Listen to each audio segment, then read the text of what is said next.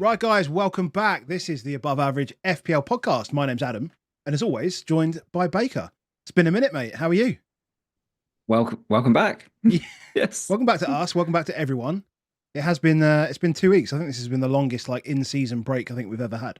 It feels like it anyway. Has it really been 2 weeks? Yeah, mate. We podded last 2 weeks ago with Andy Martin. 2 weeks ago, Andy Martin. Then we had FA Cup, and then we had Toothgate. The Toothgate, yeah. Yeah. If you're in the Patreon, you'd have seen the size of my face. It was like out here. That was not a fun weekend. We were scrambling a little bit to try and work out what we were going to do over the period anyway, I think. And then, it came up Friday night. I wasn't feeling great. And we were planning on doing something Sunday. And then I messaged you on Saturday afternoon. I was like, this is not happening.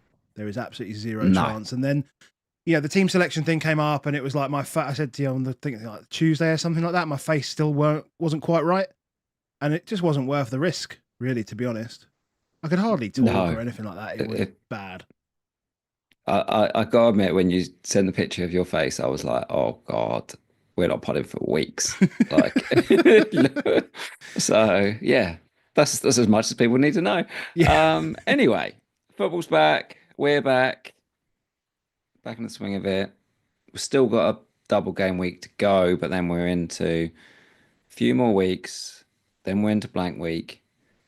Then we're into international break. And then it's the home straight. But mate, so much has changed since we last spoke. Because obviously Tottenham have gone out of 2 cups, which means that doubles have been confirmed, and we've had announcements for more doubles coming in the future. So much has changed, and I feel like it's been bad not to be able to actually just sit down and talk about it. It's been I think everything that's happened though, there's not been time to react, is it? A lot of it, before the previous game week, after as we try to work stuff out, we got announced a double, and then last week we've also got announced a double for the Newcastle Palace game, which changes everything again. It is frustrating. It is frustrating because I think that certain chip strategies now look incredible. It's always the pain, I think, for this. This is that we work, very, very hard. We all put a lot in that play this game, but sometimes the chips just can fall in ways which look so powerful. Is everybody at the moment who's on the lovely Assman chips trying to work out who they can possibly have for their Assman in 26? It's terrible. And it's terrible. But we had so little time to look at it. We were like, well, we could have potentially double. And then we're like, well, we almost don't really care about 26 now, actually. And no one actually looked at it. And then you look at it now and you go, and you realize how much the table bonus actually matters, because things move around in the table and you go, Tottenham beat Brentford and suddenly Postecoglou's not an option. And we're seeing it each week though, aren't we? Last 2 weeks, is funnily enough, you said before we'd picked anyone that you thought Hurtzler was gold, for this one. Well, he wasn't, because he lost 7-0, but then he actually goes and beats Chelsea 2-0 and has basically got the same points as Moyes over the 2 weeks anyway. Yeah. Even with a 7-0. And then we go, oh, let's pick up Marco Silva for double game week 25 if Spurs get through, and then nothing, and then obviously we avoid him because he doesn't get the double, and then he smacks up a win against Forest, which we were going to target anyway. So annoying. We were literally going to target anyway because we thought Fulham would beat Newcastle, beat Forest. We had a feeling that could happen. We'll obviously talk about that game when we come to it, but it's it was there. We knew that was the fixture, and we knew the other fixture was going to be Spurs, which would have been great anyway. But that was the fixture that we wanted because it was the table bonus was in our mind. We knew it was going to be a good one, and then obviously, as you say, like Forest in that time as well get beaten 5-0 by Bournemouth, and you're like, well, actually, it's even better now. And then you've got, as I said, but what we've now come past is those that triple captained in Salah for his massive haul. Then suddenly, just before they would have pressed their Assman chip, which they all would have pressed, hey, guess what? The perfect double drops in, and now, while we're all scrambling around manager to manager to manager, it's going to be really fun because it does mean between 31 and 33, those that do the Assman then are not going to change their manager. They're going to go on Howe. And it's just going to be it. So you're going to be fully in lap of the gods of what Eddie can do for you. But Leicester double. He's 8 points up. Howe's already 8 points up on me because if I do 2 manager changes, then that I didn't have the transfers. So that's 8 points minus. Yeah, exactly. It's brutal. It's worked out incredibly well. The weird thing is I don't feel like we could have controlled it because we were all I think we were just handed this perfect situation where it could have worked. And like Moyes paid off. Moyes worked, right? Moyes worked as a and Emery might work. We don't know what's going to happen Wednesday night. This is true. Yeah. Like once again, I'm here begging for a 0-0. I mean, honestly though, like those that have had slot for these, like. It was pretty jammy, the points they got against Bournemouth, you know what I mean, to an extent. And pretty jammy again, really, this week. Like, but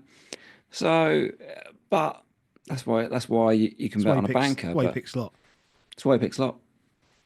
Yeah. Yeah, Roberto's made a good point. He said the people that play Howe in Assman 31, 33 cannot bench boost or triple cap in those weeks, though. He's pretty confident Emery will work. I'm not, well, we'll see. But it is true. I mean, like, for me, though, I've only got one of those chips. So I'm like, I still think I'm going to have to wildcard around that time. And I'm probably going to have to play 2 chips when they're playing 1. I'll probably be wildcard bench boost in that period at some point. It's a tough game. Just to try and keep up. Swings can happen. We just keep pressing the buttons and see what happens. It's not been good pressing buttons for me. I knew I was in for about a couple of weeks, but Chris Wood just killed it. Every week. Hitting out Gakpo to Chris Wood 2 weeks ago has been like it's a 30-point swing. It's mental, mate. It's so mad. It's weird as well. A double. Yeah. Hitting out Gakpo to Wood for double, about a 30-point swing. Ridiculous. It's just insane. I can't think. The only thing I was thinking was that it was weird because obviously we didn't do a pod last week. I felt like I didn't have the chance either to discuss what I wanted to do or get some feelers from you or the chat telling me I'm an idiot or whatever, or neither did you get the chance to plant seeds in my head, and that meant that basically I just went, I'll just do Moist to Emery and then I'll just get Dango in because I can afford Dango, and it was pretty straightforward and simple for the minimal amount of points pain that I could take, and it seems to have been okay. Obviously, Dango scored. I was looking at Nwaneri as well. I mean, I didn't know what to, that was the fixture I would have wanted him in as well. So it always feels tough now. Like, feel like, am I going to get the right entry point? Is it the right entry point now? Maybe it still is. He was quality on the weekend. He was. Dango's playing up front. Let's score loads of goals, mate. There's that as well. It's not an issue, is it? Really, when you pick the number 9. Definitely not an issue. High functioning team like Bournemouth. I'm surprised. I've seen a few people suggesting, they would go Nwaneri over say Dango this week. Suddenly it's like that. I'm like, Dango's right there. What more can you ask for? Yeah, I mean, it's more. I think it was more that like we know what we're going to get from Bournemouth. We've seen it like. And like Tav, I think even coming in has kind of complimented. Did you notice that everybody won in that scenario, and nobody got banged from it because like Dango gets a return, Tav gets a return, Semenyo gets a return, and Cliver gets a return, so everybody wins. Yeah. It's like, oh, that's nice, which was good for everyone. We've talked about that with Bournemouth all season. The predictability of who's going to be the scorer is tough, but actually they're playing so well that they're scoring enough goals to make them all worthwhile. Yeah, it's true. It's true. That's very true. That's very true. Boy, I think that's a very good good little 10 minutes that from us. That's a good little start. Let's just say hello to everyone in the chat while we're here, just catching up with everybody, because it has to say it's been a minute. It's been 2 weeks. So shout out to everyone that's in the chat now. We've got near on 200 of you joining us today for the first time in a couple of weeks. So shout out to everyone in there. We'll get through all the admin. We'll go for our scores, and then we'll move on to the games as usual. So who's in there? So obviously we've shouted out Roberto, Colin Johnston's in there, Aninda's in there. I saw who did I see? Dye's in there, Peter Tisdale's in there, Nigel Gormley's in there, Claire is in the chat, Maggot is in the chat, and a bunch more. So shout out to all of you. Hope you're having a good game week 26 so far. Game week 26 has always been like a sore. So game week 26 is next week. Game week 25 so far. Game week 26 is normally where my season tends to fall apart. Yes, it can be some biggies. It can happen. We've seen doubles in the past. This is kind of where we are. So let's go through the scores for the week so far. Obviously these are all mid game week, and there are hits involved here that aren't shown on the screen. So did you hit too? I hit as well, yeah, because I had to get Emery, didn't I? Oh, thanks, mate. Thanks for joining me. Oh, I had to get Emery in, didn't I? Albeit Moyes got 8 points. Oh, and FPL Harry's in the chat. Hello to you, you lucky bastard. Standard. Right, I'll start. So I got Allison in goal. Obviously, get the late wipe out there. That's a bit unfortunate. But I did manage to bank Trent's clean, as did many. I've got Gabriel and Porro. Pedro Porro with a clean sheet. That was a rogue clean sheet. I did enjoy that. Clean, but nowhere near the bonus, which was surprising. Again, that's more just the way we're playing at the moment. He was relatively attacking, but nowhere near. The clean. You take the clean. Oh, mate, definitely. Obviously, I've got Salah captain for absolutely no gain, and then Rogers, Palmer, Bumo. Bit unlucky not to get a Bumo Wissa. Little double up there, and then got Madango goal, and then Wissa and Isak with 2 each. Not great, but João Pedro, Castagna, Mikalenko on the bench with Sam Johnson. Obviously, I've got the triple Liverpool plus Emery still to come. Oh, and Rogers as well. So I am really hoping for a 0-0, to be honest. I mean, I think when you have double defence and the manager with the table bonus, it's like, give me the 0-0 now. And let me run away with it. Oh, no, I want 10-0 Villa and Rogers to score all 10. That's what I want. So I'm on 55 points, which is 59 less 4. I have moved about 10,000 rank in the last 5 game weeks so far, and I'm currently ranked at about 1.2 million. So it's pretty boring, my side. How about you? Yeah, not so pretty on mine. So 51 minus 8. For those that did watch the little solo video on Patreon last week, I kind of knew I was going to take some pain. You know, it felt like give a bit back to the house time and hope for the best. But boy, I would have liked it to have worked out a little bit better than it did. So yeah, I mean the big difference is really obviously I've got Pickford to your Allison, I've got Anthony to your Porro, I've got Clivert to your Dango, and then I've got Gakpo to your Wissa, and Gakpo will sub off, assuming he doesn't play Wednesday, which seems like the case, to Pedro. Yeah. Like I need Gakpo to just play 2 minutes. Just because the auto sub pain. There's so many people benched for Chris Wood. Yeah. That's gonna hurt. Do we know what those auto subs are gonna look like? Live FPL. Nah. Live FPL has it not though, there yet. It? Yeah, no, because it's not there yet. Oh, because it's not technically Yeah. Just wait for it to happen. We might get some good news tomorrow. Who's to say? But Gakpo's got to go. Yeah. I've got wife and child away. I'll probably do a Patreon video tomorrow to look at my Gakpo replacements. Okay, cool. Cool. So that's the teams, basicly. Let's do some games, mate. Let's get back in it. Admin, mate. Admin, we're almost there. Almost there. I'm desperate. So yeah, as always, guys, thank you very much for joining us. If you're live on stream, if you're watching back or listening back, make sure you do the good stuff, the free stuff, the liking and the subscribing, the commenting, all of that stuff that we have to tell you to do on YouTube. If you're listening back on podcast, Spotify, Apple, all that good stuff. make sure you drop us a review and let us know what you think. We are always open to feedback. So if you like stuff, let us know. If you don't like stuff, let us know as well. That is all good.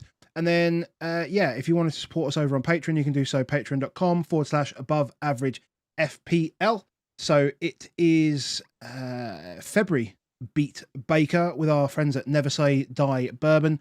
So if you're living in the UK and you didn't take a -8 like Baker did last week, then you do not need a lot to beat me this month. So get yourself. If you just played the game this month, you'd be in with a chance. Get yourself into the Discord. Get yourself into the Discord league and get yourself in the draw to win a bottle of wonderful Never Say Die bourbon whiskey. We've got one bottle every single month for our patrons, and it is a random draw. So all you have to do is beat Baker, and then you'll be on the wheel. And everyone loves the wheel. So yeah. If you want to do that, shout out to all of the guys that have joined us in Patreon in January. Didn't do it when we were with Andy Martins, but shout out to Luke Charts, Lard, another Wittertaney, Reece Simpson, Jenny Basford, Matthew Locke, and Michael Broadbent for joining us. And thank you to all the guys that have joined as free members as well, as when Baker's doing his fantastic solo. What would you call it? Like thought dump? Nerding. Yeah, it's not professional. That's why it's over there. It's me. You've set me up with a one little screen thing. I screen share, sit there. I have to get my glasses on because everything's too small for me to actually have to read stuff. Yeah. But yeah, it's good. And I was gonna say we should say well done to Matt for winning the 1% club since we last. Shout out to our patron Matt. Yeah, who messaged on the Tuesday, right? So we get a message on the Tuesday in the Discord. And we're like, lads, guys, do you watch 1% Club? I was on there and I spoke to Lee Mack. Look out for the guy in the orange shirt. I had a sneaky one when he said it. As soon as I was like, I wouldn't mention it in this other one. Or done something ridiculously stupid, like gone out in the first round. And then comes around to Saturday night and then just get messages like, what the fuck? 99 grand.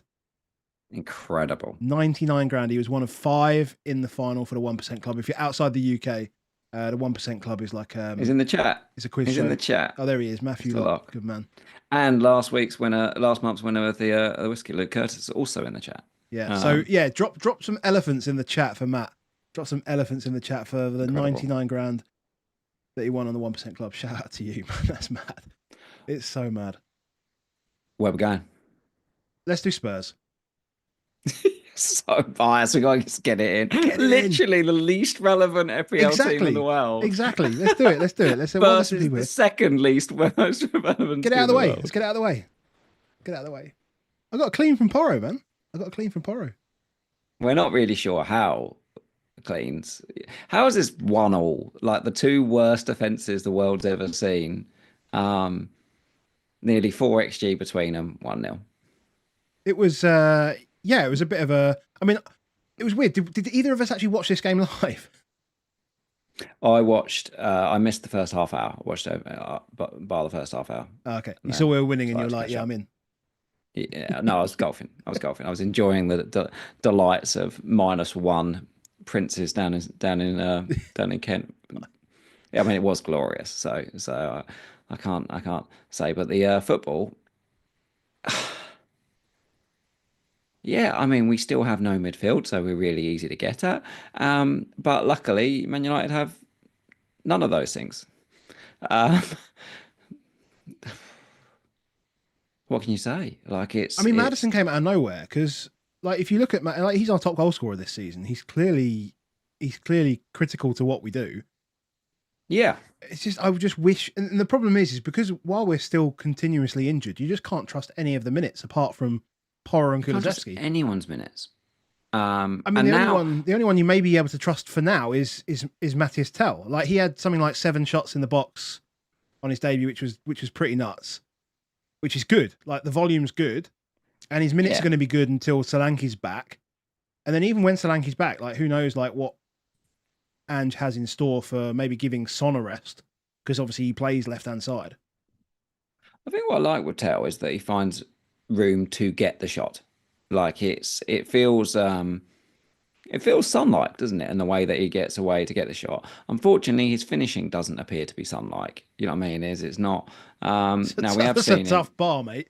It's a tough bar. It's a tough bar. Well, yeah, well, not anymore. It's probably more like Son now, Yeah. rather than Son a few years back. But he definitely gets the space, to get the shots off. So 7 shots off, that's good. I think it's good when, That's I good. mean, it's even better when Maddison plays because you know how Yeah, restrictive, like progressive, we're not. We have a distinct lack of progression when you have a midfield of Sarr, but Bentancur, Bissouma, even Bergvall to an extent, although he's a bit more adventurous. But Maddison will always look for that sneaky one round the corner, right? Or he'll yeah, just directly play it through a line. And I feel like Tell, having played with the likes of Kimmich and Sane and Gnabry and Kane, and guys that will move around and make space and have the ability to play those kind of balls. I'm not saying Maddison's at their level, but he's the kind of player that will play that kind of ball. So it could be a case where we see good things from Tell. Again, the problem is though, we're talking about 2 midfielders, which I think are the sort of the diamonds in the rough in this fixture, where yeah, you've got Salah, Palmer, Bumo, Bournemouth. Like you just can't. yeah. And now Trossard's obviously nailed. You know what I mean? Playing Ranieri, false nine for the Ranieri. Is it's just not. It's just not possible. It's just not possible. yeah, So stay clear of the teams. I think, there might be a case for saying like Garnacho might be a pick. Maybe. I just can't touch United. I mean, Just can't touch him. just because I put a lot of this 1.5 XG down to Spurs more than anything else.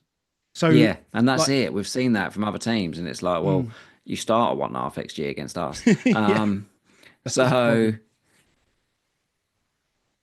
yeah, just avoid both teams.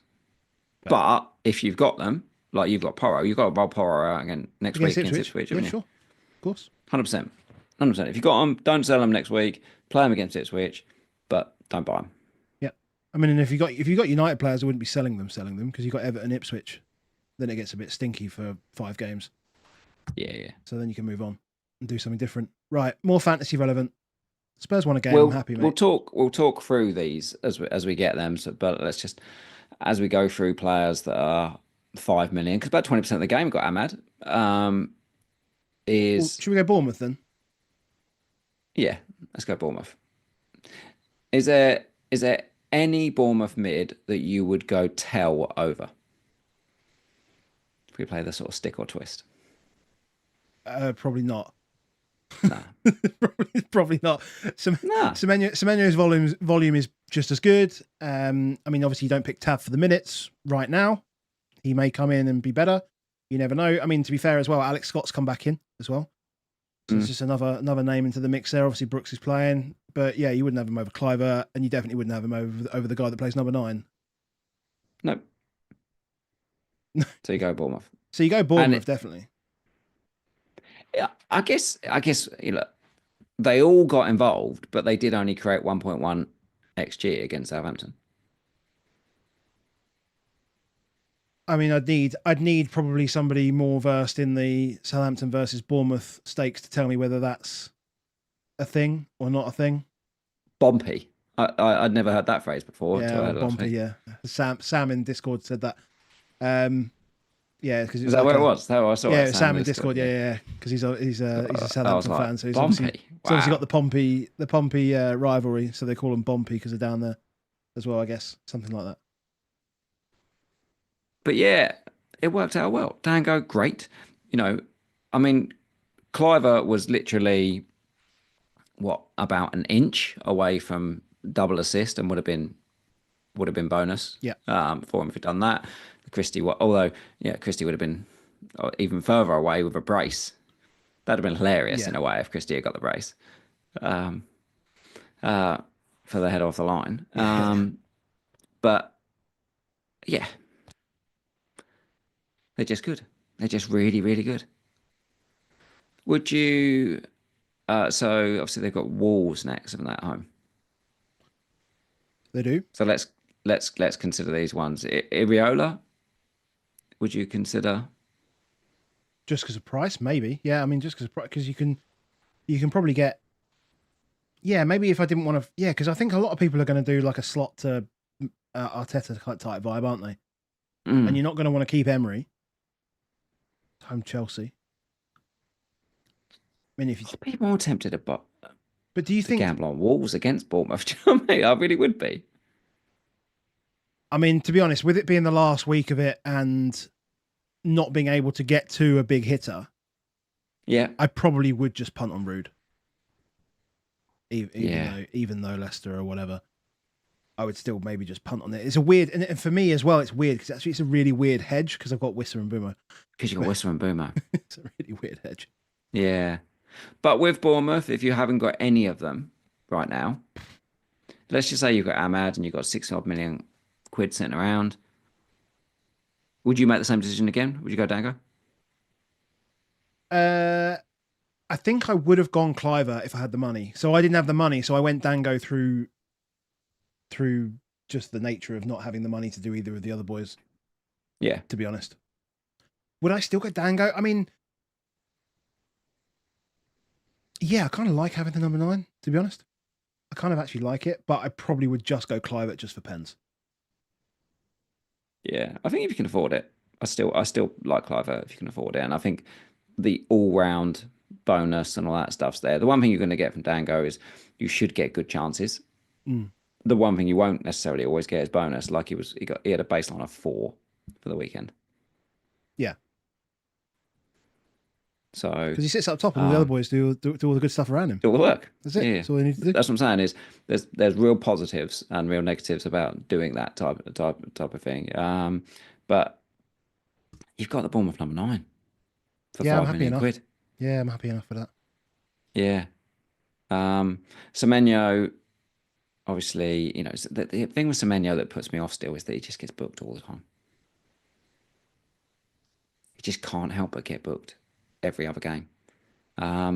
So yeah, I think I would be Clive or Dango. Rather than I wouldn't necessarily say one or the other. I think whichever one suits your plans better, not just for this week, but just going forward.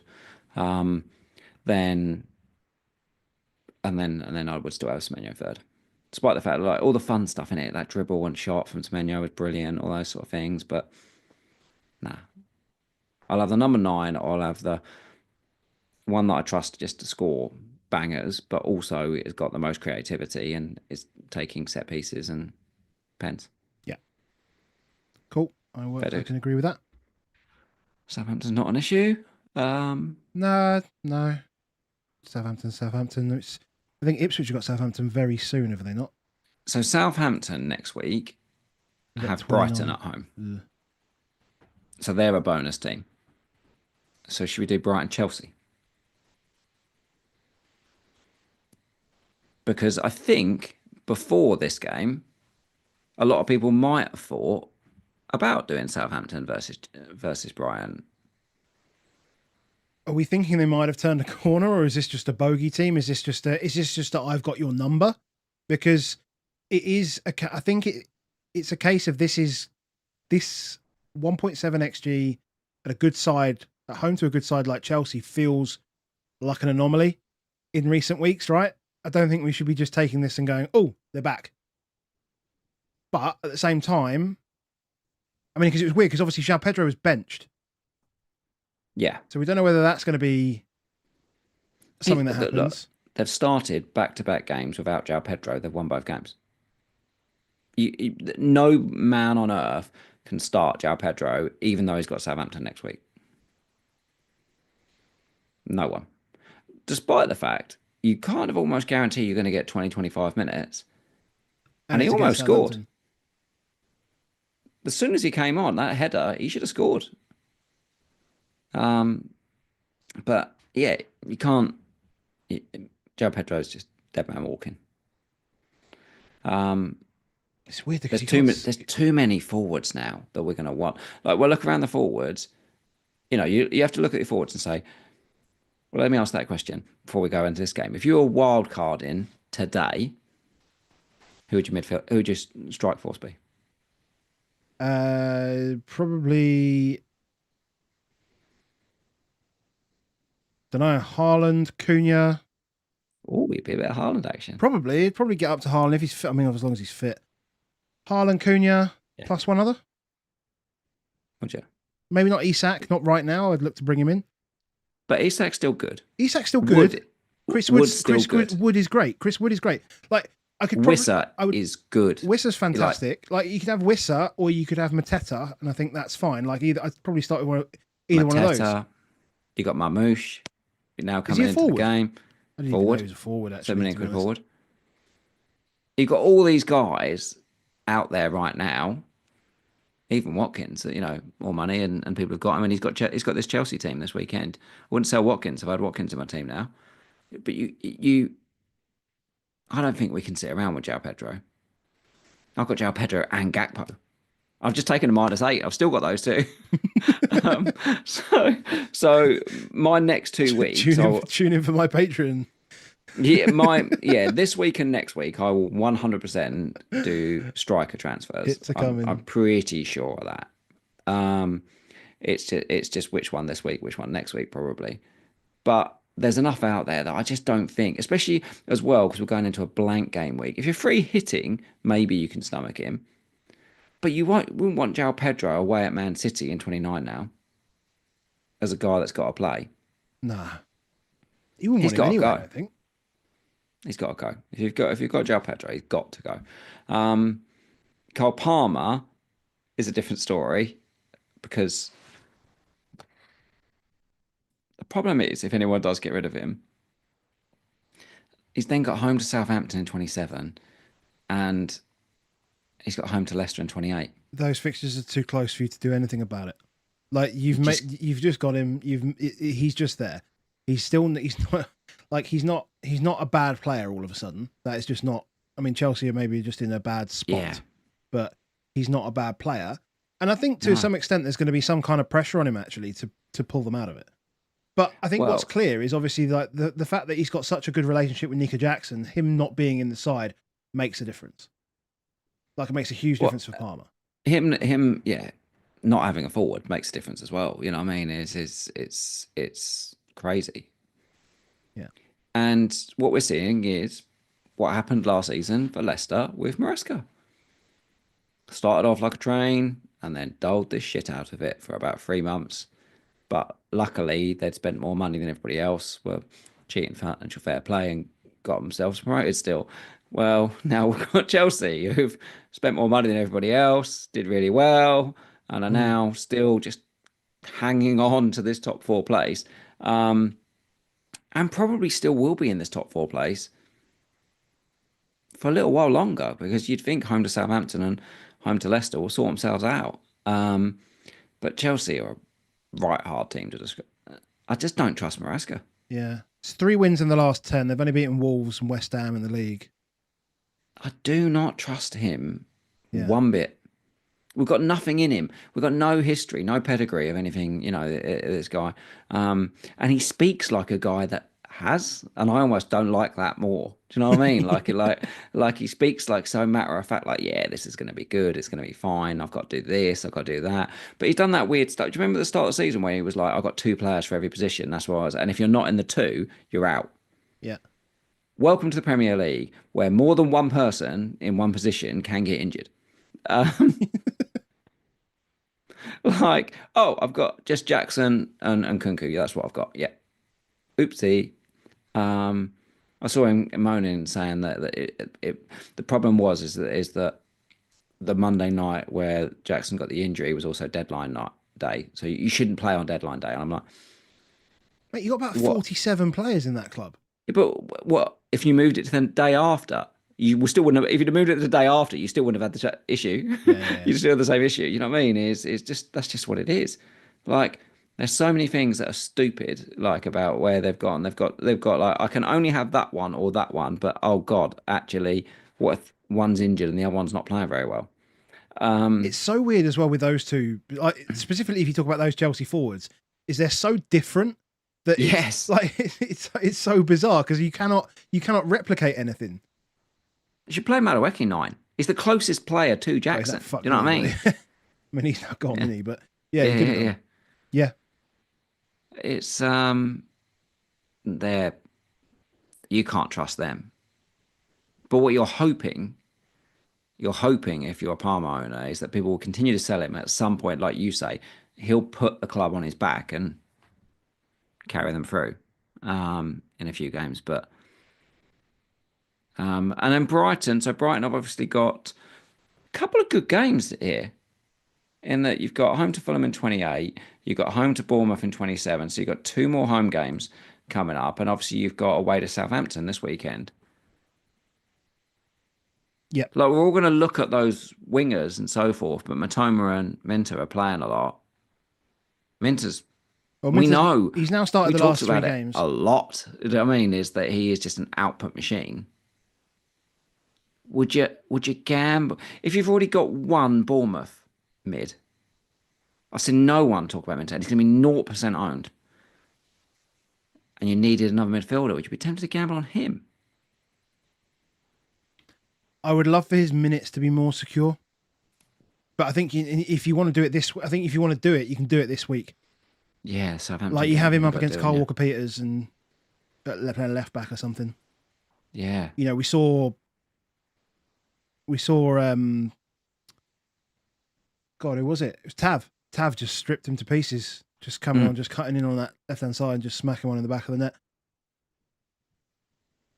Yeah, I mean, look, we spoke to you spoke to Ted Knutson before the season started. Yeah. He retweeted it. He retweeted his tweet from the end of July, saying that saying that he's like Minter's the real deal. He's the real deal. Yeah. How good Matoma's touch? Oh, so good. Everyone says the touch, but actually it's the 2-touch. It's the 2-touch. It's the one to bring it down. And it's the second one that takes so it right. Good. Because it's so quick. The shift is as good as the touch for me. I love it. You need both. Yeah, I mean, but like bringing like unless you play, I mean, it's a weird one because I think everyone appreciates how good it is. But I think unless you try it over and over again, like that touch is almost impossible to get right. It's almost impossible to get right. Do you think he thinks he's fucked up dropping Bob Sanchez? I think he does. I think he knows it. It's so weird that he's so public about it. Jorgensen looks so bad though. Like he is worse than Bob, and Bob is bad, but this guy's worse. It's mad. It just looked like he shouldn't be there. Like everything about it was like, I don't know what I'm doing here. Why I'm here. Like Maresca shouldn't be putting these idiots on a pedestal, like saying like, this guy's my number one. This guy's my number one. Like, just pick the guy that you think is the better keeper, and then just back your keeper. Just not pedestal them by backing them. I mean, just pick them. I don't know why they didn't just keep Kepa. Like, it just doesn't make sense. No, it's clearly the better of the 3. They paid 70 million for Kepa, didn't they? Yeah. Remember that? Yeah. I would love to punch on Minter. I would do. If you've got a midfield space available and you're an Ahmad guy, and especially if you're going to wild card. Can you imagine Harry? Because Harry's got Ahmad. Can you imagine Harry going Minter? Harry's got Ahmad, and he's going to have to wild card in 30. Like, and up against Man City, like in 29, I like the wingers more. I don't mind that. I don't think it's a terrible idea. I really don't. But I suspect everyone would just stick with Bournemouth. That'd be interesting. Be interesting. Wondering if we can make it a little bit more interesting. See if we can. I don't know. Do you think so? Because the people in that option for Ahmad replacements are like, if we're putting Minter on the table, right? We're putting him on the table. We're going to put him on the table. Just me and you. Just me and you. Put him on the table. Yankuba Minter. He's going on the table. Nwaneri's on the table. Dango's on the table.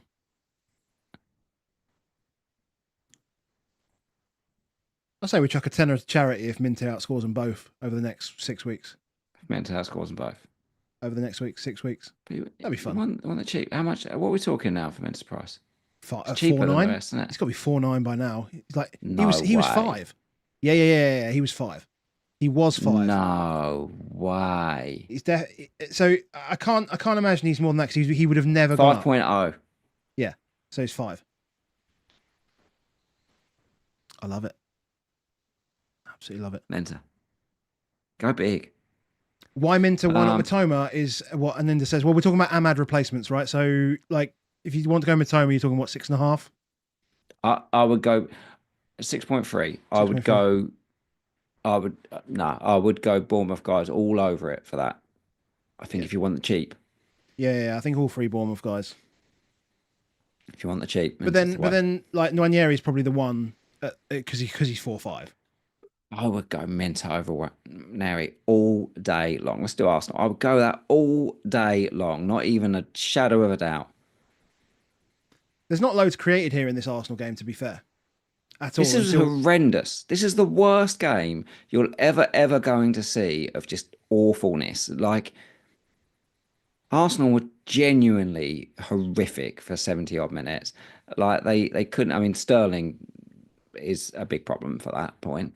It is, but great. Like, that's got to be one of the worst bit of transfer business I think I've ever seen. Get 300 grand a week, wherever it is. He's gone. He's just gone as a player now. He's just gone. He needs to learn how to coach, I think. But we're gonna even around Nwaneri was incredible, right? But he still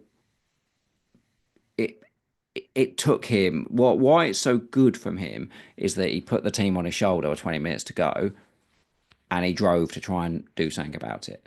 Like, his baseline's very good for a guy that got 1 assist. Hence why he ends up with 8-9 points where we ended up. Yeah, 9 points. But realistically, he's either got to score a banger or he's just going to rely on somebody else to finish. Now, Marino did 2 very good finishes to get them this game. But as much as it sounds like, he ain't going to brace every game. No. He's not going to brace every game. It's a problem. If they were 1-0 up earlier in this game, they'd have just stunk this game out. We are still talking about up against Leicester, who offered absolutely nothing to this game, 0.2 XG in the entire game.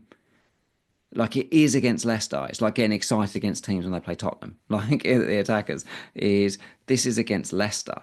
And realistically, 3/4 of their XG came in the last 10-15 minutes. From 2 chances as well. We're talking about two chances which were both excellent, right? So obviously Nwaneri's ball in for Marino's great, and Marino just dropping off. Trossard's ball was incredible. Yeah, but Marino's kind of lack of intensity to get beyond him and keep away from the play and just keep under the radar was pretty clever. But we've got a guy, here again. Think about when you're wildcarding, but I'm just not hugely convinced that you say, right, that's the one for me, unless there's another move that affords. Yeah. I think I don't know as well. I think it probably works better for people who haven't hit Assman yet, because one thing you've got in 27 for anyone that's on Assman 24, you've got 0.8 million minimum coming back into your bank, right? If you're on slot, you'll go to Arteta and then you'll have 1.5 million to play with. You'll have the cash. You'll have the cash that you need. If you wanted to try and free up, say, so you don't need to go down to Nwaneri. You can go to Dango, or you can go to Cliver. We're a game away from away to Forest. Yeah. And then I know, right? It sounds ridiculous, doesn't it? That 2 good attacking fixtures after that they've got Man United and Chelsea. Yeah, which sounds insane, doesn't it? But it's kind of different when it's big games with those ones. Somehow Chelsea will turn up more when they've got to play that, and Man United, strangely, will probably turn up more at Old Trafford against Arsenal, like his history. But they're not slam dunks. I just go Bournemouth, or if I needed to go Minter, it wouldn't be the one for me. Bournemouth's fixtures are so good for so long, so long, and they're in a really good space. Like Wolves home, Brighton away. Brighton away probably be a bit tougher. Then Spurs. Then they've got home games: Brentford, Ipswich, West Ham, Fulham in 32. I mean, by the time you get to 32, you're wildcarding anyway. So, yeah, you can deal with it then. Their fixtures are great. Fixtures are great. No, okay, no, I see that. I still think he's a really good pick. Obviously, he's not on penalties, so he's not Clivert, for example. And to be fair, this is the first. Stop. No, he's not. But this is the first game that Arsenal have had to run out this front three, and it wasn't fantastic. Let's not pretend it was anything. Like the last 20 minutes was good. The last 20 minutes had two good moments. Yeah, it wasn't good. Yeah, but that's sometimes there's nothing good about it. No, but sometimes that's what you need, right? That sometimes Raya got bonus against Leicester. Yeah, that is true. That is true. But I still think, I mean, it is worth saying that. But at the same time, they did still do the stuff where they needed to. But why not Marino? If it just why not Trossard? Well, Trossard's fine. I think Trossard's probably a better pick, but it's just because he's probably more likely still to come back in and play number 9. Oh, Trossard has to play in the front three and is now nailed on minutes. I think Trossard's a really good Marino's pick. Marino's not nailed on. He comes on and does this impact when he needs it, but he's not nailed on. No. And the fixtures aren't there though. I think the fixtures just not there. Yeah, you probably got one. That's it. It was. I feel like it was either last week or not, and then you just wait until 30. They are going to grind. Double defense is what you want if you want Arsenal. Yeah, that's fair. Because they are going to grind these out now. I would not be surprised if they kept cleans all the way, literally every game now. Mm. Getting back to double defense is the way if you want Arsenal. I was about to say Lewis Skelly, but we know that he's a midfielder. He's an actual mid.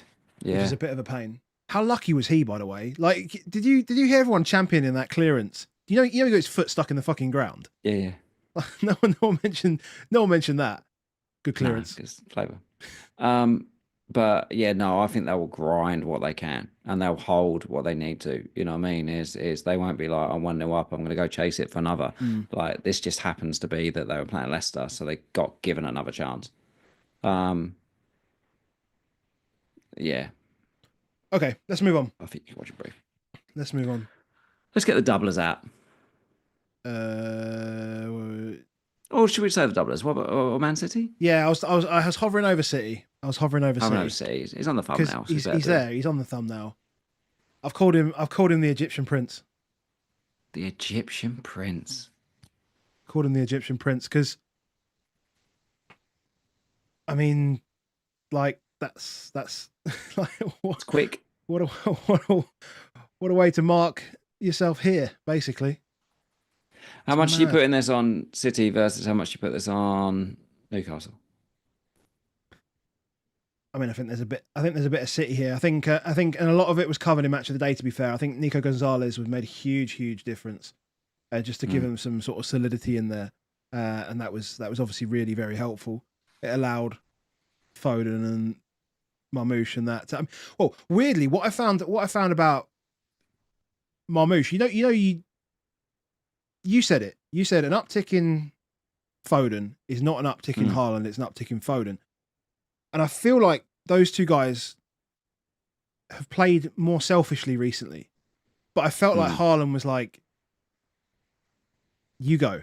We're going to move this around." The move for his first goal was so good because Haaland comes in and just drops into the space to take defenders with him, and then talk about your mismatch.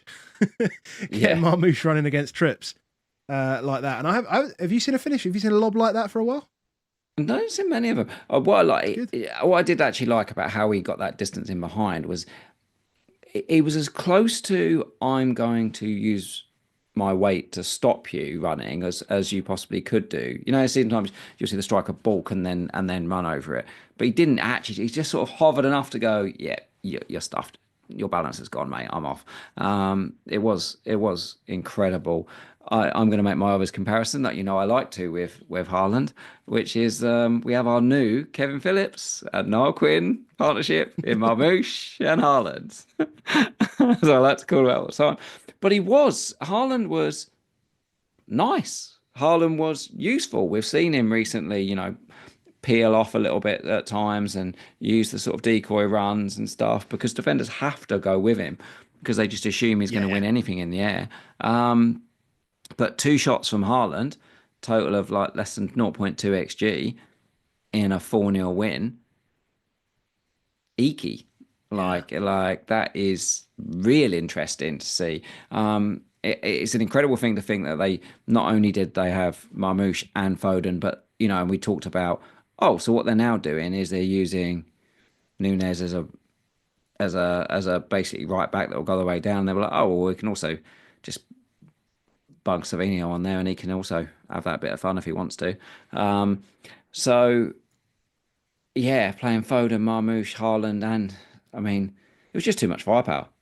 Yeah. And I think it's a clever team to go against in a way because they like to do everything 1v1, like and back the matchups. Where it's like, actually, we're just going to outmatch you, and you're stuffed. And they just got the number on Newcastle, and they're like it. Newcastle, I think it was Shearer scored the last goal against them or something. Or last time they beat them. Last time they beat them. Like it's it's a problem. No Joe Linton is a problem for Newcastle.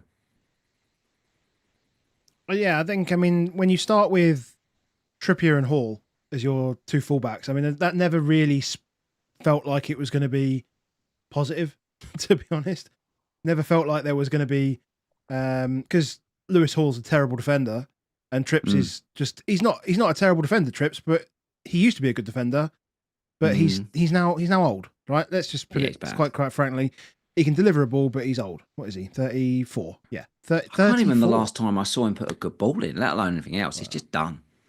Yeah, Joe Linton. If you think about anyone who supports a team that's recently played Newcastle, you spend most of your time when you're watching your team play Newcastle talk about why hasn't Joe Linton been sent off? When's he getting booked? What's he doing? When's he getting sent off? Like he's horrendous. He's punching my players. He's elbowing my players. He's kicking them.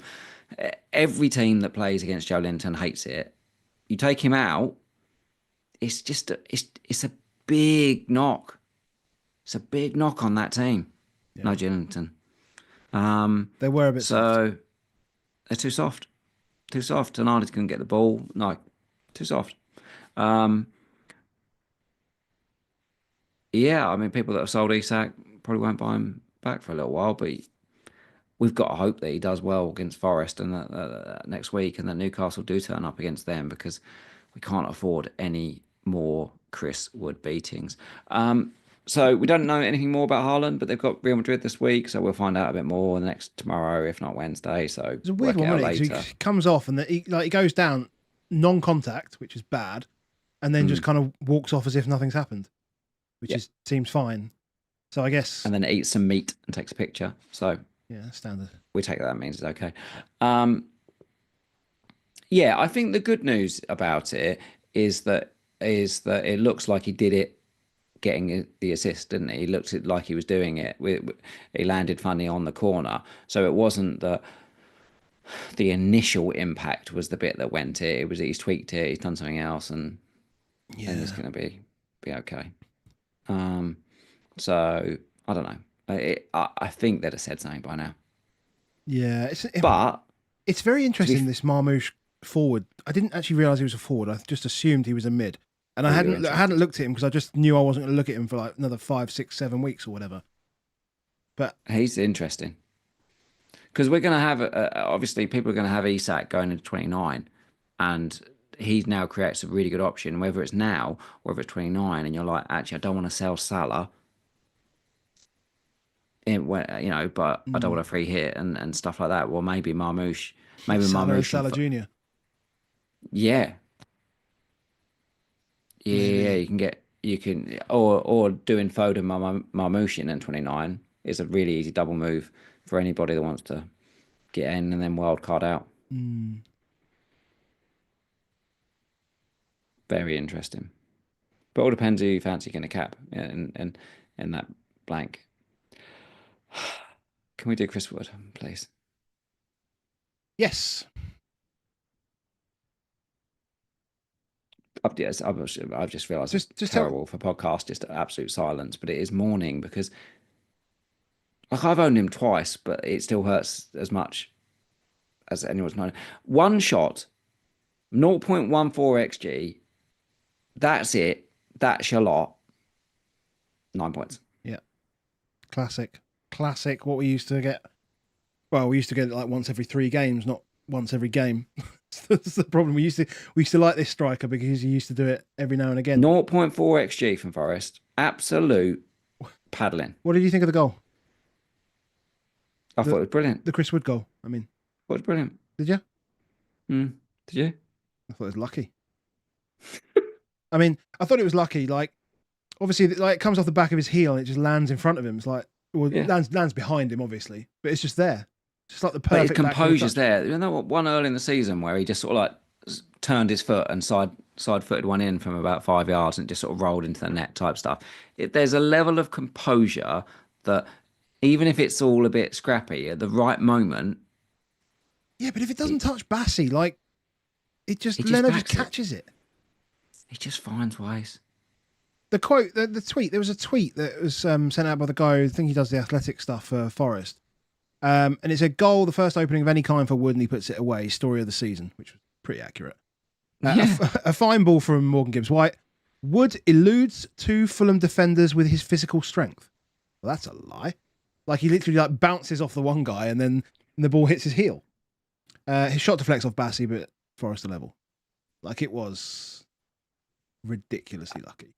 I hate him so much. And it's even double because I had Anthony. So you got Anthony Robinson in this game who's conceded to the one shot they've basically had all bloody game. Yeah. It's like a 15-point swing. Shax is saying these two hate Chris Wood. Mate, I am like Chris Wood's biggest fan. Been trying to get bought him twice. I'm going to buy him a third time. I guarantee you I will buy him a third time in the next 4 weeks. We will not go game week 29 away to Ipswich without Chris Wood. Yeah, that's true. We'll cap him. You're probably more likely to cap him. We will cap him. Everyone's going to cap him in 29, aren't they? I think they will. We'll see. It's weird because I was so bullish. You know when you got that hat trick, I was so bullish on capping him that week, and then this week I'm just like that. I'm just not quite sure. Yeah, Shax. You sold me a lie. You told me it wasn't going to hurt me anymore. I said I was going to say you were like it was not going to hurt you now. I asked you. You said no, it hurt you anymore. Well, mate, I can't help Gakpo being shit and fucked at the same time. But he scored 28 points in 2 weeks. The prick. Oh, I hate him so much. I don't know. But he'll keep doing it. And then this week he's got Newcastle. I keep seeing him. He obviously a third top goal scorer. So I keep seeing him crop up in like golden boot race graphics.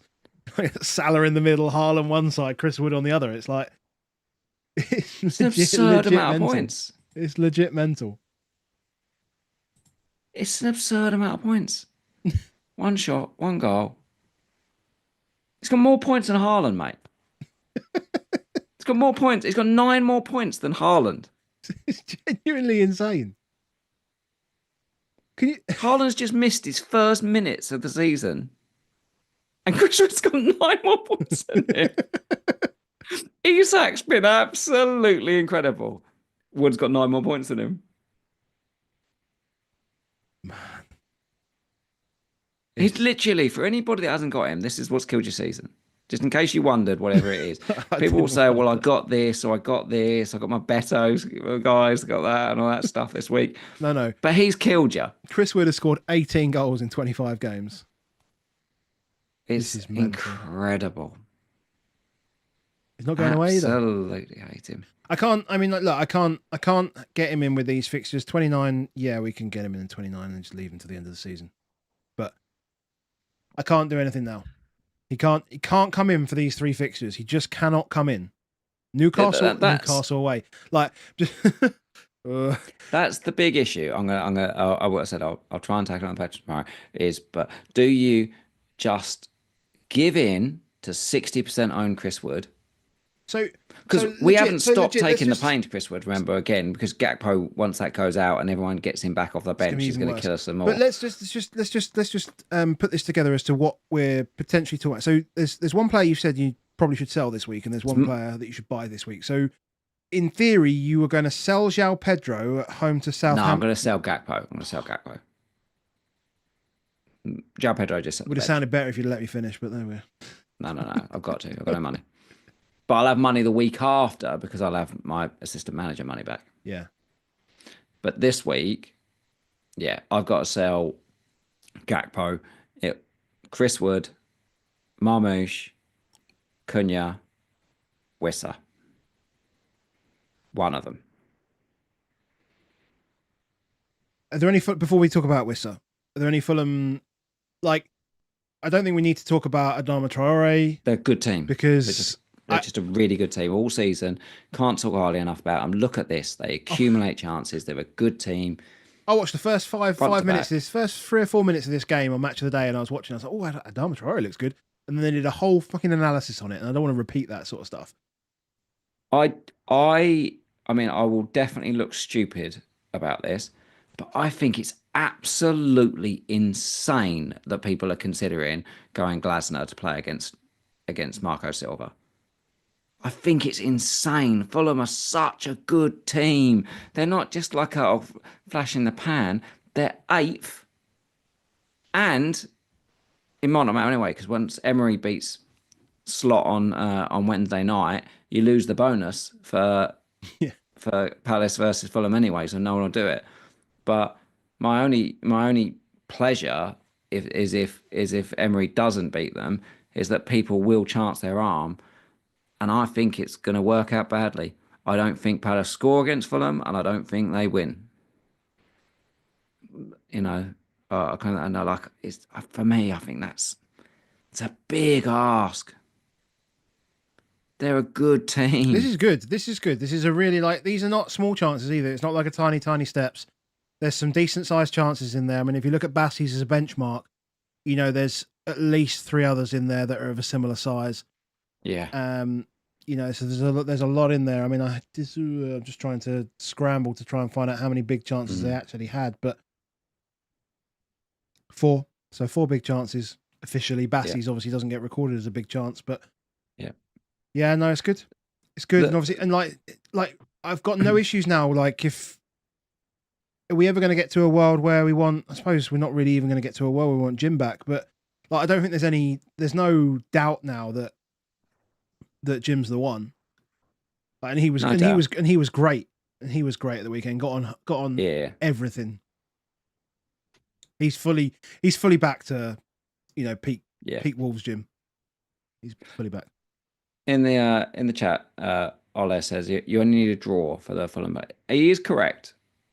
That is correct to an extent. Is that it is you'll get maybe 8-9 points if it's a 1-1 draw from those ones. But if you're taking a hit for it, suddenly it's 5, and I'm not sure about that. Then I'm not sure about that. Then for the draw, I think if you can do it for free, I would. But I wouldn't, for example, I'd look at the rest of my team and say, actually, because you're not now, again, it's all so chip dependent, isn't it? But if you're not free hitting in 29 and you need to work your team towards being a good team in 29, and you want the players, because we only want this manager for 1 more week, but you want the players for 3-4 more weeks. Yeah. And so would I hit to Glasner? No chance I'd hit to Glasner. So yeah, if you've got free transfers, then crack on, mate. Do those ones. And would I go that one? Well, the fact is they very rarely smash teams up. So there's always a chance on that draw. They've drawn 5 times at home this season already, Fulham. So you might get the draw, but I don't think you'll beat. Do not think Palace will beat Fulham. No, I can't see it. I can't see it. Obviously, Palace will win 3-0 now. Right. So, well, before we go Whistler, Well, then let's talk about Palace. Why not? You're talking about Palace. So Everton get the win. Get a bit lucky, but is Beto just now good? Like I said, he's just a good player. when someone's on it, they're on it, and you know what I mean. And Moyes has got the feel good factor. It's all good, does all the right stuff. But Still got there. ultimately, yes, it is quite lucky when Palace have dominated the majority of this game. Um, but yeah, mainly through it's one. Look, there's only one really big chance in the entire game, which obviously Mateta's goal. Take that out, and it's relatively even in relatively low quality. So Eze came at half time. Yes. Yeah, that's awkward. But I think it's more just. I think he was fine, and then it took a knock, didn't he? So Yeah. it was this felt like the least risk game for him, I guess. Like because they got Fulham away, Villa, Ipswich. Like he's going to need him fit for those ones. Home Everton felt like Yeah. the game that he could have got away with it. Obviously, they don't get away with it in the end.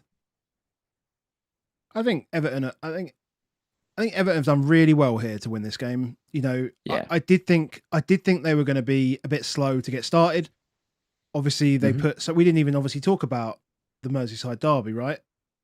Which Yeah. was like generally, I understand if you don't understand how derbies work and rivalries work as a neutral, like that was just one of the best games I've Yeah. watched all season. Like everything about it, the story, the whole thing was just fantastic. And I didn't quite jump, but I jumped. I gave a proper yes when it went in. More for Moyes, I think, more than anything. I think there was a bit of Moyes in there, but at the same time, just for the banger at the end. You just love a Just for the banger. thunder bastard. Proper thunder bastard. Boom. It Loved it. was it was great. Enjoyed everything. Um, Well, but the yeah, they were bar always going to be almost they were made always us going to pay be for it. tired. I thought putting a lot Yeah. into that game Yeah. and did all right. But that is it. Is it to an extent? Everton knackered versus Palace fresh still lost. Like, um, I think I would say, is everyone that's defending it again, Palace's away record's better than the home record at the moment. Their home record has been shocking all season. Um, so they are. You have got two teams that are grinding. So do I think the draw is possible? Yeah, I just don't, I just don't back them. And we are reaching that point of the season. Am I going to throw out the beach word already? But like, what is it they're playing for, Palace? They're not going down. They won for they won 30 points. They're not going down, but they ain't getting anything else more than that. I don't think they're on the beach yet. That is, I think you've gone a But they've step got too not. early. What's the motivation to get anywhere? They're not going to be like, oh, I can get like top 8 or top 9 or top 10. They won't. Mate, They won't get top 10. no, maybe not. But you've got Gay's probably going to want to move. Eze might want to move.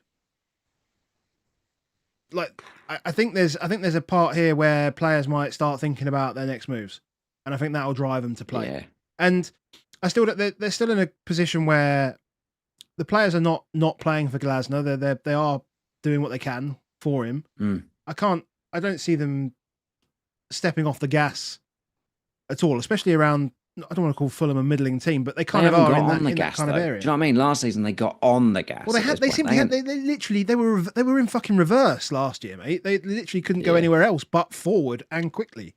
yeah, They yeah. were But they the fixtures lined up and it was all Everything good, worked. Yeah, and they there was went. But perfect alignment, and Elise, and Elise existed. Yes, Elise existed.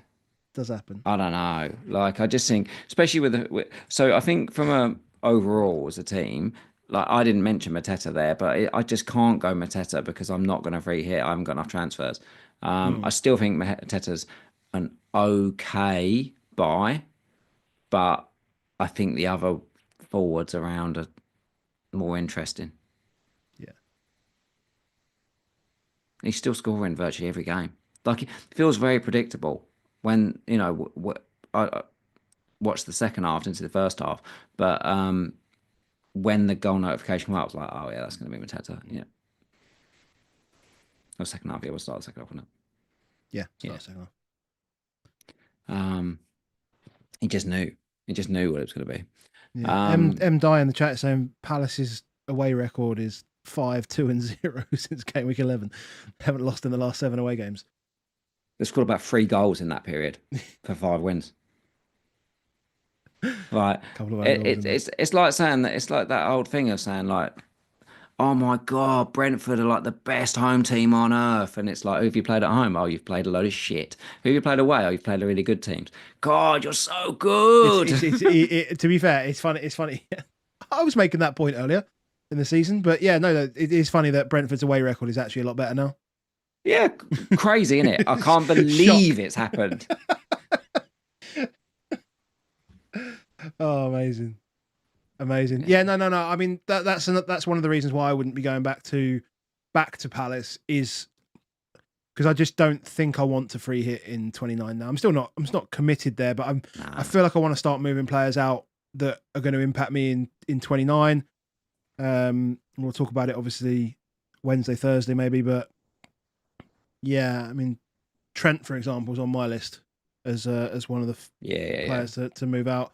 Obviously, it's a good week to do so this week. We're not really looking at Everton players now, I guess. Those with Beto, would you be looking to move him on now? I know he's obviously scored. No, I think the fixture's all right still. I think it's fine. Next four, and then if you're in this camp of I've got João Pedro, I haven't really got anything else, but I've got no money and I haven't got a lot of transfers. I think he's the way to go. Fair enough. Home to Man United feels like a good game. Brentford can see chances. Yeah. So Wolves, West Ham. Yeah. No, I agreed. If you're wild card in Thursday. And he plays in 29, actually, yeah. That's a great. It plays in 29 at home to West Ham. Yeah. That's all good. It's good, isn't it? Talking of West Ham, or talking of Brentford. Oh, Wissa. Wissa's weird, isn't it? I feel like Wissa is one of those ones where I feel like it's like, that sort of experiment of eye test versus, analytics type world. Analytics will say that why would you have a striker that doesn't have pens, doesn't have any set pieces? Like, you're limited in stuff that you've done. But I watch Wissa and I'm like, how is he not scoring every game? Like, he could have easily scored a brace against Spurs last week. He did score a brace in this game, and neither of them counted. Yeah, but it's happening too often. But really. And that's the thing. That's the stuff that the data doesn't pick up, is the offside stuff. And nowadays most of this offside stuff is so close that you're talking almost tolerance before. But is the data right? Because he's got no goals in his last 4. He's got 2 goals in his last 10. Fixtures? That's pretty bad. It's pretty bad. I mean, do you know what I mean? Like, when do you start calling him Calvert-Lewin? Like, because you would be calling, like, if Calvert-Lewin did this, got all the chances and only scored 2 in 10 games, you'd be like, well, it's because it's Calvert-Lewin. True. It's true. So let me just give you his XGI in recent games. 0.4 XGI, no goals. 0.83, no goals. I'll say that 0.4 doesn't include the fact they had 2 goals disallowed. 0.83, no goals. 0.52, no goals. 0.47 against Liverpool, no goals. 1.64, 1 goal. 1.49, 1 goal. 0.15, didn't have much in that. Got 0 goals. 0.32, 0 goals. 0.17, 0.01. I mean, that was a dire old spell for him. But continually, he's getting the opportunity, even whether it's onside or offside. But he's completely reliant on open play goals. And maybe that's why people go for the penalty takers. Maybe. Everything about me says he's a brilliant pick. Like, I'm looking at it going, Surely, if I need a striker, I want the striker that plays Leicester Friday night. Yeah. Leicester that just conceded 2 goals to Marino for the 15 minutes that they had a centre forward. Yeah. Like if he Yeah, was on that's better it. form, I'd be saying Wissa's a captain option for this week. I still think he is a captain option for this week. But he scored 2 goals in 10 games. Yeah, I know, but he still could be. He's got the best fixture. It's He's got the best fixture. Why has he only got 2 goals in I 10 don't know. games? It's weird. I can't get my head around it. Yeah, that is very strange. I heard the stat before this game. That he's only scored 2 in his last 9, and I was like, no, that's not true. Oh, it's true. And then He's obviously just he reverting can score back. again. He's just reverting back to the mean. He just needs to get ahead of his XG again.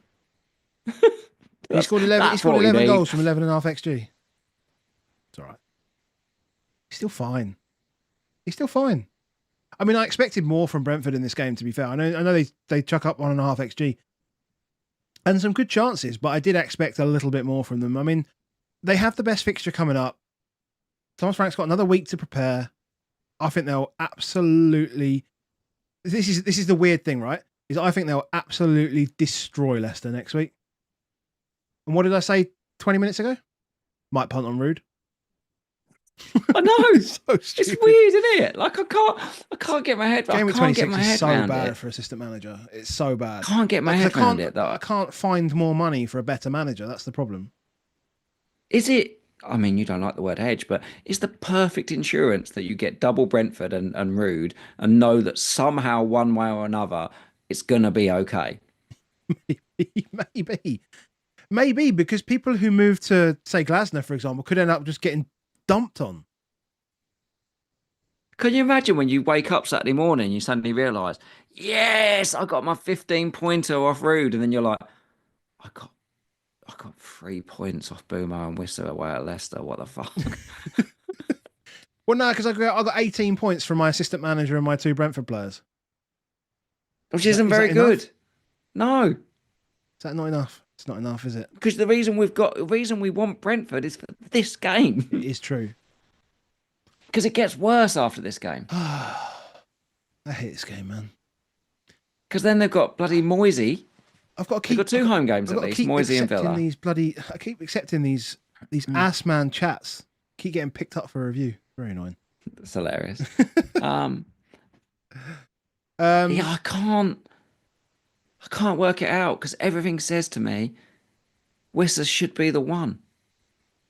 But if you haven't got, so if you haven't got Boomo, have you? I've got Boomer. Oh, you got Boomo. Like, if you haven't got Boomo, are you buying Boomo this week? Like, it feels like you have to buy him.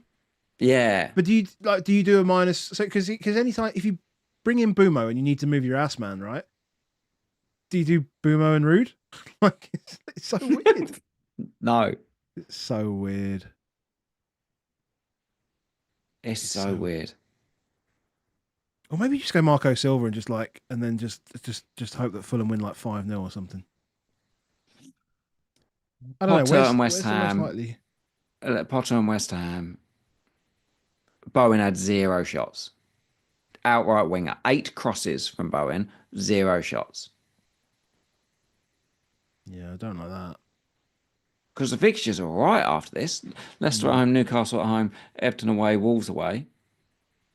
If you were, say, wild carding in 31, you get a nice It's very little run. weird that he's crossing lots though, because like they've got no striker. Like, who are you crossing to? Kudus? I don't get it. Maybe Soler's Yeah. not. Soler doesn't head the ball. Like, unless literally Souček is just bombing the box every time. I mean, like they'd actually be better off chucking Kudus. Well, probably just not playing one of them actually, and just chucking Souček up top. Would they not? Home to Leicester next week. Let's just remember, Bowen had 0 shots.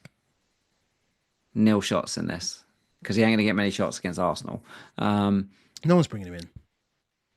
Home to Leicester, No one's people bringing will it. think about, because people next week will get their little money back, their little money bag. Those slot guys will get like 1.5 million just drop in their bank. They'll be like, "Oh, what to do with this? What do I do with this? Who are you going to move to him though? Who are you going to move Rodgers. to him? Rodgers. No, for fuck's sake. There is that. Yeah. Rodgers and the 1.5 million. There'll be people. Does that Ahmad? that doesn't get you enough? Depends if you've got money in the bank. If you've got Slot, you've got no money in the bank. People will look at Bowen next week. That's all I'm saying. They will look. Bloody yeah. But back to West. Like the thing is like, as I said, people with Chris Wood. To be fair, someone hold on, no, before you do that. FPL Zygle said just go Thomas Frank. Just go all in. Screw Rude, just go all in. Yeah, Brentford. that's you. Yeah, no just head, go Thomas Frank. Just go all in. Thomas Frank, thank you. I see. This is the problem that I had last week with nobody to bounce anything off of, nobody to talk to. I made the sensible transfer, the sensible move. This is what I'm talking about. This is Thomas Frank, bang, full Brentford. This is it. That's the one. This is where I do film references to see whether you've seen it or not. Have you ever seen Old School? Will Ferrell. Yes. Frank the Tank. Yes. I've just got visions of you just down in the beer. Frank that tank. Yes. Frank that tank all Friday night.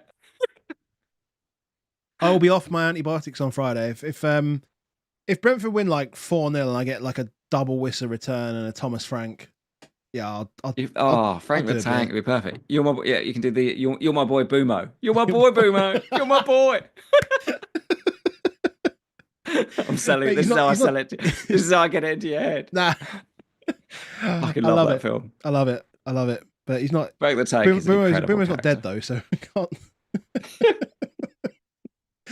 I never. If that's on, I always just stick it on. Yeah. Oh yeah. Brilliant. Yeah. So now I want to buy Wissa. Fuck it. Oh. Amazing. Who we got? I don't know. We've done Brighton, Chelsea. It must be the doublets. That must be all we've got left. Yeah, it must be all we've got left. We've done yes. Well, which one first? Let's go here. Just go here because obviously I was expecting a shit ton of Emery points once. Shit ton of Emery points. Shit ton of Rodgers points. Yeah, just expected nothing. Twanzebe gets sent off and. My God.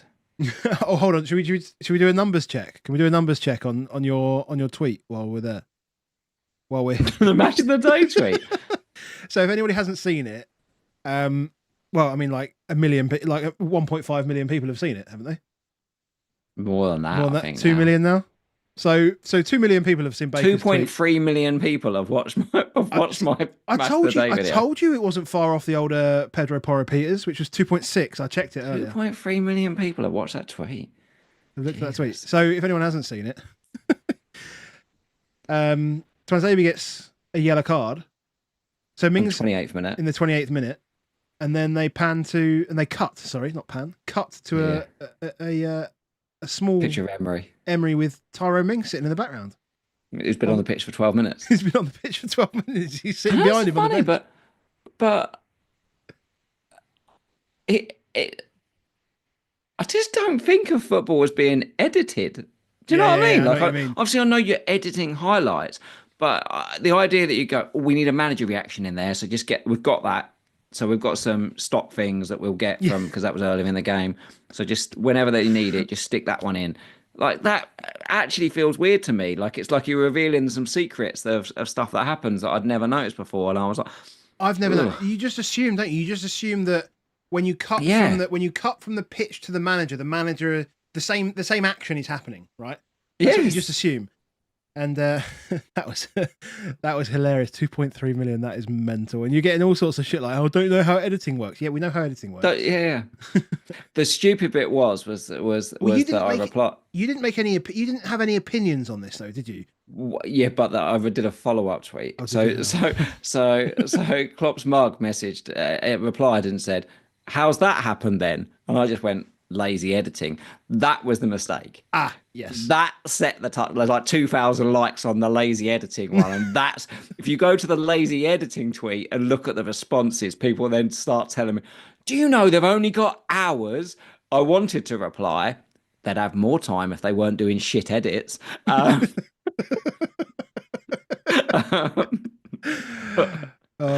yeah. So Ipswich got a new keeper who's better than Cole Palmer, the new Palmer. Um, Yeah. I mean, Rashford got like 30 baseline in a half because they were just siege on the goal. So everyone looked like they did amazingly.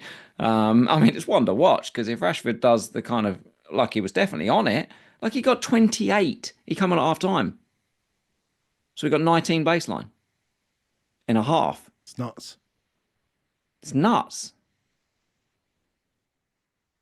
I mean, like Rashford's been a good asset in the past. Rogers got what did he get? Chances created and 5 shots. 2 points. Disgusting. Piss off, Rogers. 2 big chances missed. Yeah. I mean, again though, you go back and you say like Palmer made some unbelievable saves, like just out of this world saves. Yeah, incredible. Sometimes that happens. The thing of having Mings back though was that he was actually. I mean, it's easy to be good when you've got 10 men, but that natural battle, Mings and Disassi, that's okay. I don't think that's too bad again. I do fancy that. Obviously, we've got Wednesday night, and we're hoping for the Emery masterclass. But I do fancy him against Chelsea.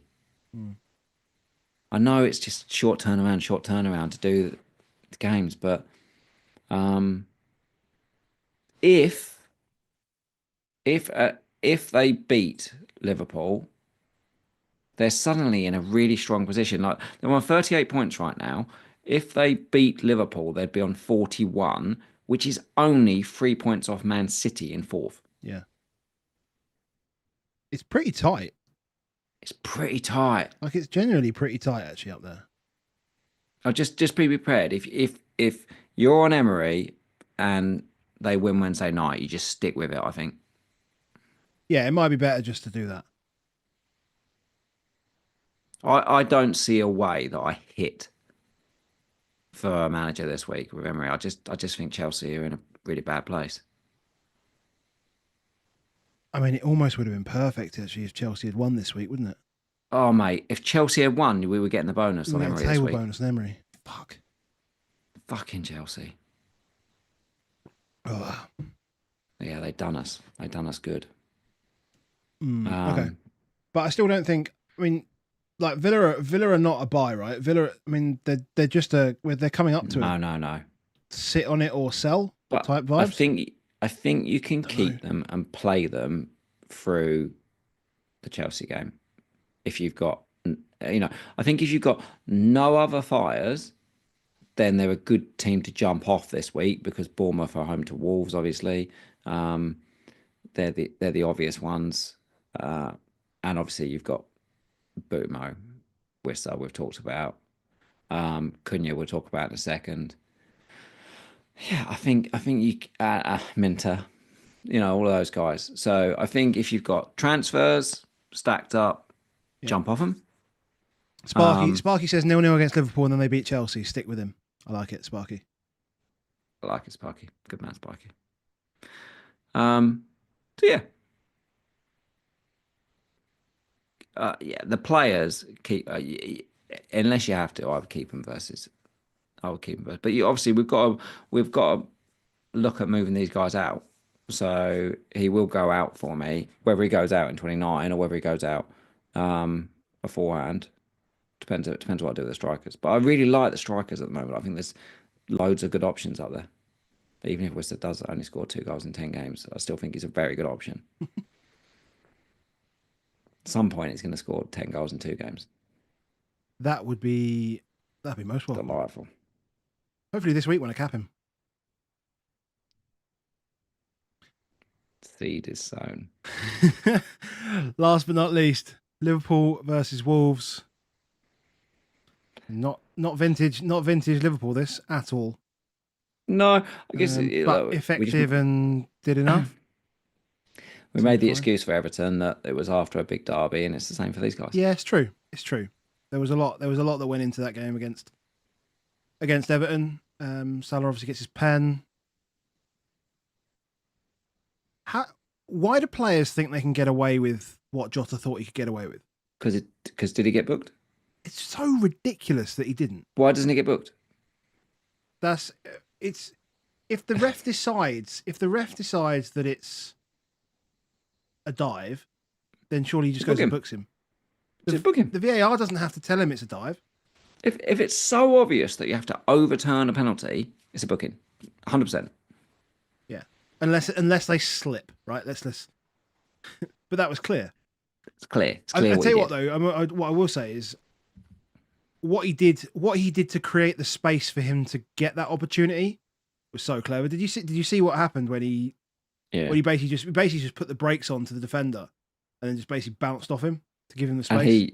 And he sold him. Agbady was just gone. It's like, whee! Like he's on a water slide. It's like, whee, I'm off. He thought, to be fair as well, I think he thought he'd fouled him as well. Yeah. Because I don't think there wasn't a huge amount of protest against it, to be fair. There wasn't loads of it. But that is... Frosty in the chat. FPL Frosty. Sad Canate owner. Mate, you should have been on minus You should 2. be a lot sadder than that. You wouldn't have had much of a double game week. Oh, God. How good would that have been for the bloody double game week, too? Emery. No Canate. Yeah, because Canate is just going to come straight back in, clean slate. Yeah. Yeah. I mean, Trent did nothing because Szoboszlai can do it all in front of him. Yeah, and Szoboszlai so greedy. Like some of the stuff he tries, you're like, why are you doing that? Like it's so ambitious all the time.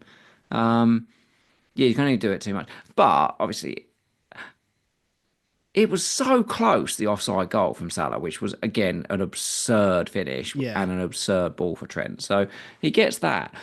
And he'd have gone off with, obviously, if he get the bonus and if it had had the chance created and then he gets the locked in clean, would have been saying 12 points essential. Thanks very much. It's true. Not looking to sell him this week, City. So it is very, very, very tight, between that and that's it.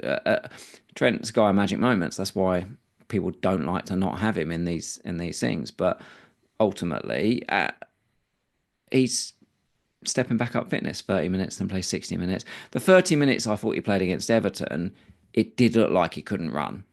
Like it did. It doesn't look like he's completely free flowing.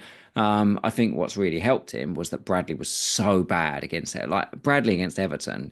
I mean, geez, we weren't doing that, but I could have spent 20 minutes talking about how bad Bradley was in that game. So I think that's the good part, is that we've now got to see how Bradley is in that position. You're like, I don't trust him. Gerald Kwanzaa with the saver right at the death for him. Yeah, fantastic. Cunha is so interesting. He's so interesting because you look at what we just said about Wissa, just goals, all these things, and you look at Cunha. He does more than that, and he's on pens. But he doesn't really do a huge amount. Like he does a little bit of everything, but he's still playing for Wolves, who are a much worse team than Brentford. He has a lot less chances. They are, but they've still got this. They've obviously got this weird fixture thing. Like Wolves have got have had this bizarre fixture thing this season where they've basically played the hardest 9 games they can play, followed by the easiest 10 games they could play. Yeah, and then now just played like 8 of the hardest games they can play, and now they're about to play another 10 of the easiest games they can play, with Man City mixed in the middle in game week 35. So he's 100% coming in for virtually all teams come game week 27. Precisely. And he's so good that, one, you said it, like he gives 0 shits about XG. Like this is a perfect example. 0 shits. Which means actually the teams that he plays against are largely irrelevant. They're not. Because we've obviously been picking strikers because they've got better fixtures than Cunha, but like it doesn't matter now. You just put him in. Yeah. Over the next few weeks, you need to find a way to get him in somehow. Yeah, he's got to make his way in. Just routes to points, everything. He's by far the best player on that team. And he can ball like it's not just the shots. It's the creation that you get with it. And then you got set plays. It's just a perfect FPL asset. Yeah. Is he an explosive FPL asset? Maybe not. You know, but look at Chris Wood. Look at Chris Wood. Look at him. They just score 9-pointers whenever they score. Well, this is it. They don't clean either, so he's always going to be up there bonus wise. Yeah, there is that. He's, one goal here, 0.03 xG, top bonus. Yep. Right. 132 points this season, and he punched someone in the face. So it's just for a bad team, he's incredible. Liverpool. I'm surprised that Jota started. I thought Darwin's been really good recently. I really am surprised that Darwin didn't start. That was a missed leak as well. I'm sure the leak said Jota was starting. Leak said Darwin was starting. Nunes was starting. That's a couple of times now. Interesting. It's weird because I feel like going Liverpool defense is so weird now, because I do feel like I should have gone to slot, because I feel like double Liverpool defense is not great for me now that I'm thinking about not free hitting in 29, because I need to make a goalkeeper transfer or play 10, and I'm probably more likely to play 10, I guess. So in 29, I just wish. I mean, no, I don't wish. That's a bad. I'm not going to say it. Yeah, I'll say it. Fuck it. I don't wish this, obviously, but if Jose Sarr got injured and Sam Johnston came back in, like we wish Southampton in 29. I'm not wishing people to get injured. Aren't you? Terrible person. Aren't you? Yeah, I guess does it give you any money if you go off Alisson now? Because obviously it's away at Man City this week. I almost went off Alisson. If I could have done, I almost went off Alisson this week. But does it give me enough money? Depends where I go, right? What do I do? Kepa? I think if you end up getting to 29, you would just leave it and play no keeper. I think I would be more tempted when I got to there.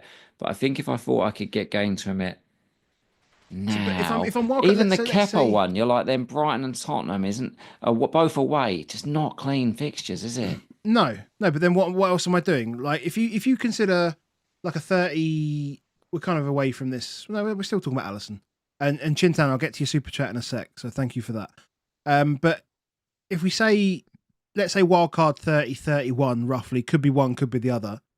Like where else would you go? Like would you just go Jose Sarr? Would you just go Jose Sarr and just get them both? Get both the Wolves keepers? Kepa, Pickford. Can't pick a Chelsea one. Pickford, Leno. I mean, even Leno. You said don't get fun, Kepa. though, is it? You said don't get Kepa because of Brighton and Spurs, and then Leno's got Brighton and Spurs. Yeah. Brighton and Spurs. Probably Pickford. Because it's United, Brentford, Wolves, West Ham. But then none of those keepers can carry me into 30 if I choose not to. Why not Raya? Home to West Ham this week. Raya. Yeah, Chris Wood's wiping that in 27. Yeah, imagine enjoy it. Me enjoying Arsenal doing well? Never. That cannot happen. Not allowed. Sparky's in the chat, mate. Sorry. I would go Raya. That would be the one, though. But then you don't get any money. We just talked about getting money. Wow, Emery, give us some money next week. Oh, what a game. We'll do that later in the week. What a game. This has been fun, this pod, man. I've enjoyed this. Chintan's dropped a second super chat. Hold on. I thought the first super chat was still up, but no, he just dropped a second one instead. Let's do some. I mean, there probably aren't any questions to deal with today, but Chintan says 56 points good with assistant manager on slot with an open mind to change that and still have Trent. I mean, yes, 56 okay. Yes, it's a lot better than what I'm doing, mate. And an assistant manager on slot's good. Like Liverpool are expected to beat Villa. We're all on Emery and want the other way around, but Liverpool expected to beat Villa. So yeah, it could end up being pretty good for you there, Chintan. And he says, "Love you guys, by the way." With a second super chat. We love you. Love you too. We love you, Chintan. What a game, Henderson. Somebody said Henderson. Henderson. Yeah, but then blanks in 29. This is it. I can't. Blanks in 29. You can't do that. You can't go Alisson and Oh, Henderson. he said You're that. not Yeah, gaining no, anything. Aye. It's got to be Raya. I think if you're going to make the move, I think it's either Raya or leave it and have no keeper in 29. Yeah. I was going to say Onana. No. Yeah, well, you can't even trust he's going to keep his position. It's true. The fixtures aren't bad, but you can't trust that he's going to be in the nets. Yeah. It's true. Like, I'm just thinking like Arsenal attack's not all that. And you can't have Pickford because you'll be away to Brentford next week. For fuck's sake, yeah, no, I can't do that. Full hedge. Yeah. So it's Raya or none. But So I'm not freeing up any money. So like, what's the point? Are you going to spend the transfer? I might as well just gain my 4 points over the next few weeks anyway. Yeah, I'm not depreciating any more fucking hits for keepers. This is not. Would you? So West Ham home, Forest away, Man United away, Chelsea at home. -4 points versus City away, Newcastle at home, Southampton at home, blank. So Southampton and West Ham. I mean, it's probably more likely that they would clean than the West Ham one. But West Ham don't take any shots. Southampton do actually score occasionally. Such a pain. Can we deal with this in a couple of days' time? Well, we can, but it's going to be a very short turnaround for the team selection versus deadline. It's Friday deadline. Friday deadline. We're going to do a team selection. You're going to do a Patreon video at some point tomorrow. Yeah. If anyone wonders why I have to... Also, one of the reasons why I have to do it on Patreon is because maybe there might be a few copyright issues if I was to do it on YouTube. Maybe. You watch videos. You're watching YouTube. It's fine. That's allowed. Exactly. It'd be Inception if I was watching YouTube whilst not doing YouTube. That'd be weird. But yeah. Yep. Cool. I don't think there's anything else. Is there any other chat? Anything like that? Ben White could be a downgrade from Timber. I don't know where that's come from. Chelsea defence looking worse than Man United and Spurs. I mean, Spurs still looks terrible. You'd have to, if you were picking another Arsenal defender, you'd have to go Saliba. You'd have to. With Ben White back. It's too risky, all of that. I've just gone, Adam, Lewis Skelly is a midfielder. Yeah. I keep having to do it myself. It's ridiculous. Very annoying. Maybe Jose Sarr or Dubravka. I mean, Nick Pope's back. I can't do that either. Wouldn't you? That's the other thing, though. Like, if Ben White is back and say they play Timber left, wouldn't you, if he was Arsenal, play Trossard 9 and play just Lewis Skelly on the left wing? Maybe, yeah. That's another reason why the Merino one is a bit dodgy. Like you say, it's not guaranteed you're going to get it. Yeah. Agreed. We just know that Sterling is not the answer. Yeah. Yeah, I mean, he hasn't been the answer for a couple of years now. I think he just needs to... Wherever Son's going to be in a year's time, Sterling... Saudi's what you're saying, isn't it? You're saying he should go to Saudi. Sterling goes Saudi. Why not? Yeah. Why not, guys? Thank you very much, as always, for joining us on this Monday evening. Hope you've enjoyed it. It's been good fun. It's been 2 weeks. Enjoy as I say, it's been tough last 2 weeks, just not been able to do anything. Obviously, with FA Cup and Toothgate, as you say, been a bit of a pain. Toothgate. Literally a pain. Yes. Literally. Okay, can Jose Sarr get toothache? Is that allowed? I'm not wishing an injury. Can he get toothache? Is that allowed? Yes. Cool. Yes. Toothache, it's fine. Abscess, something. Just puts him off playing. That'd be great. If you haven't done so already, if you would like to show support to Baker and myself, make sure you drop a like on the way out. That'd be wonderful. If you want to come and support us over on Patreon, patreon.com/AboveAverageFPL. We have Beat Baker. We have Last Man Standing. We have FPL Blackjack. We have the So Rare Challenge, which people are loving, actually. So, and you don't even have to play So Rare to play it. It's great. You don't even have to have an account. So, it's all good. There's lots of stuff going on in there. Shout out to everyone that's joined in February. We'll shout you out properly at the end of the month when everyone's in. We'll see you in a couple of days. And, have a good week. We'll leave you there. Thanks, guys. Cheers. See you later.